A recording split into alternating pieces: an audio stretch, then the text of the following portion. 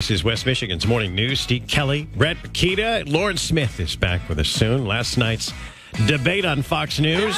You're watching. So the reality make America less safe. You have no foreign policy experience, and it shows. And you know what? The foreign policy experience that you all have shows in the pointless war Vivek that Ramaswamy and Nikki Haley last night joining us on the live line. Political strategist, commentator of Young Voices, Samuel Mangold-Lenett on the live line. Samuel, thanks for doing this today.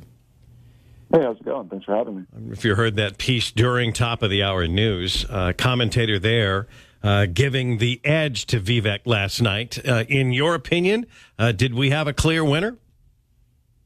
I'm not sure if there's a clear winner. I think Vivek definitely was the man of the hour. I don't know if he came off as the clear winner of the primary. I think the only one who definitely was a definitive winner was former President Trump, just because of the polling numbers. I think Vivek was the most interesting guy on the stage, and he definitely, I think, ingratiated himself with a bunch of new voters. But, you know, Nikki Haley got in some pretty good punches. It was pretty apparent that everybody was coming for his throat. So I wouldn't quite say he was the clear winner of the debate. I don't think there was a clear winner. Samuel, what do you think of former Vice President Mike Pence? I think he's an interesting figure going through this. Right now, polling-wise, he hasn't had outstanding numbers, but how do you feel his position is as we go through these debates and obviously his experience?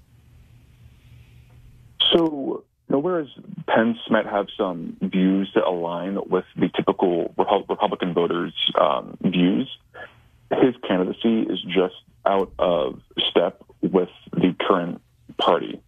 I don't think he has a pulse on the culture or the actual political energy, and I think voters still deeply resent him just because of his what happened with the previous Trump administration. I think there's just a lot of residual discomfort, and people are loyal to President Trump, not necessarily Trump and Mike Pence, especially since they're not on the same ticket.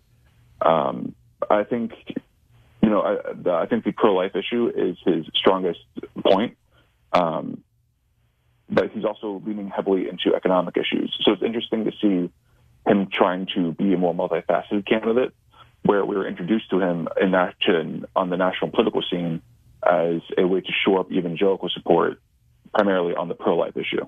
To polling last night going into the debate, Governor DeSantis is a distant second, expected to take a few on the chin last night.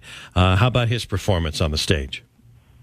I thought it was honestly quite bad. I thought he did, substance-wise, he's usually, when he's able to give more nuanced responses, the content of the response is good, but he comes off as quite robotic, unfortunately. And that's not really what people are looking for in a debate. And granted, what matters is the substance of the response, not necessarily the performance. But what matters in the reaction to the debate is oftentimes the performance. That's part of the reason why former President Trump did so well in the debates, is because he was so dynamic to watch.